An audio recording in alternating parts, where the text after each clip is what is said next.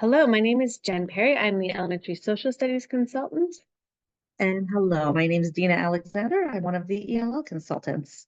And today we are going to show you the one pager, all about the one pager. It's a really great tool for all learners. This presentation has been linked as well. This is a great place to start. It is from the Cult of Pedagogy. If you explore this website, she offers so many amazing resources, and it delves into the one pager, including a short podcast that you can listen to with an educator who uses one pagers all the time in her classroom. The concept of a one pager is basically where students share their most important takeaways on a single page, a blank paper, or a template. In education, one pagers serve as a versatile tool for both teachers and students. So why the one pager?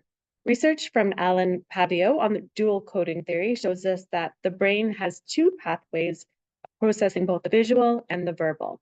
The combination we see when using one pagers is that it's powerful in creating a platform for students to develop content recall through language and visuals. A big thing about the one pager is students might see these beautiful examples and they think to themselves that they're not an artist. But really, we can move away and make it less intimidating for students because it's not really about being an artist. No. It can be very simplistic. It's really about the content, and it can be great for everyone from grade 1 students all the way to grade 12, diverse learners. And really the key is how you structure it. Although this one's beautiful, we're about to show you a few other examples here that are a little bit more simpler. So providing students with a blank piece of paper can also be a bit intimidating. And having a template is really a way to structure the versatility for student success. A template allows for critical thinking without having to use high levels of language or criteria, and is good for all learners. It allows for students to show their knowledge and understanding in a low-risk environment and assures mastery. A template linked with criteria, which we'll talk about in just a moment, that you can co-construct with your students, further sets up students to be successful learners. So the great thing about templates is there's actually a whole bunch of free ones. You can create one on Canva or PowerPoint on Google Slides. You as a teacher can just whip out your pen and create boxes. Also, I think there's some great ideas too. Yeah, if you don't have a template ready to go and you feel in the middle of your lesson, this would be a great opportunity for students to show their understanding of the content area you're teaching. Or if you want to create one, co-create one with your students, just take a piece of paper and fold it. You can do a diamond fold, and there you have at least 4 boxes where you can start sharing both the instructional content as well as connecting it with visuals. So when you're co-constructing criteria, that means you're sitting with your students and you're sharing some ideas of what you want to capture on your one page. And you can just type it out, write it on the board, get their ideas, and there's some examples that we've had linked that can inspire you and your students. This was an example of a grade 6 one, just with some check boxes, and students co-created this together. And the benefit of doing that is your students are part of the process. And so they will take ownership over it because they have created that criteria with you. And so they know exactly what the target goal is for that assignment. This is an example of co-created criteria for a grade 5-4 class on the fur trade. And you can see students brainstormed how many vocabulary words, and then they use the check boxes, how many images they would need, how many facts and dates. So it was all created together. As your students progress with the one pager and understand it and are familiar with it, they can branch out and create their own templates using co-criteria. So these are some examples of grade 5 and 6 students who were familiar with the one page and were able to create their own little template.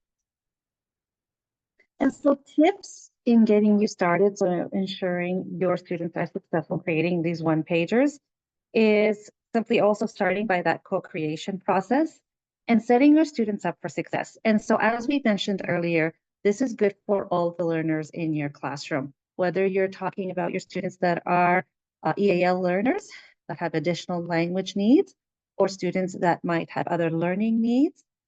There are those universal, your UDL strategies that you can embed in ensuring that all your students are successful. Some of those strategies are modeling the process for them, providing them with a word bank of the vocabulary that you want to target for that assignment, maybe even creating some sentence frames and sentence stems for them to support that language, to scaffold the language, so they can just simply add in the couple of vocabulary terms that they need to add in.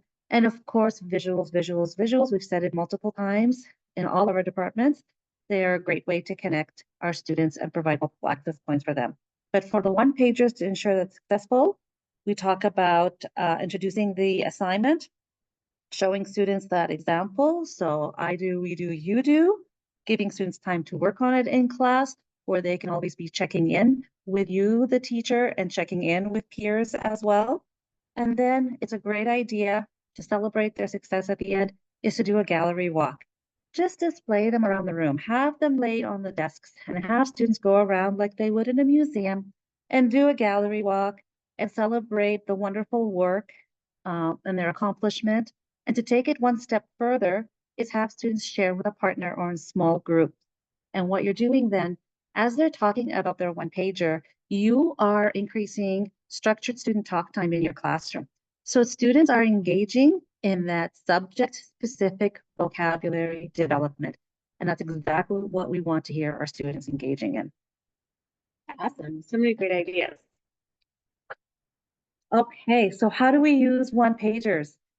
This is just a starting point, this list. There are so many ways that you can use them as far as your imagination can take you. You can simply use them, not simply, but you could use it for formative assessment tool. There's no prescribed way of how we can obtain that formative assessment from our students. It can look in many different ways. It's a great reflection activity. It's a great way for students to summarize their understanding after reading an article, after reading a chapter, after reading a novel as well.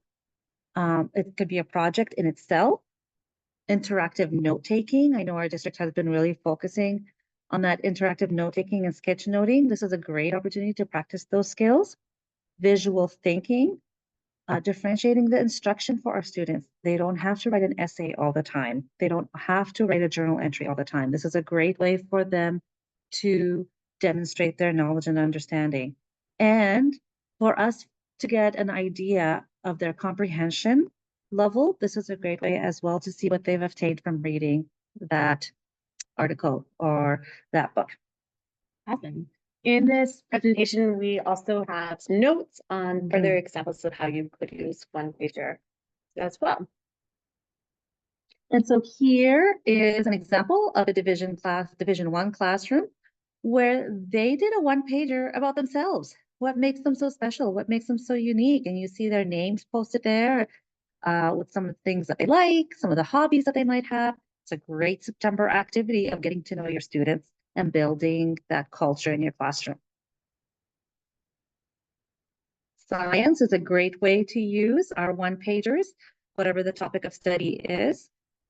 Students, again, as you can see here, that there's a border, and around the border, students are also using that subject-specific vocabulary, and they're demonstrating what their understanding is about earthquakes. So maybe this is halfway through the unit or at the end of the unit of study. Vocabulary development is not simply just writing the word and writing a definition beside it, but providing them with a creative way of incorporating that visual to go with it. And I would also recommend for your English language learners to have home language embedded in there as well. And I think about the dual coding, it goes back to the dual coding as well. And then this is the social studies example, and once again, not having a template, but just allowing students to capture some of their learning through some simplistic drawings, and vocabulary words are also included. So we've included some useful links. Once again, if you want to delve a little deeper into one pager, the Call to Pedagogy is a great place, lots of examples. We've included templates that are ready to download for free. You can also modify them to meet your own student needs. Tons of examples of one pagers that go across divisions, subject areas. And there's a specific lesson on the Human Rights and Charter that is a one-page example. So I think that's all of That's it for our, us. the Thank one you so much. page. Thank you.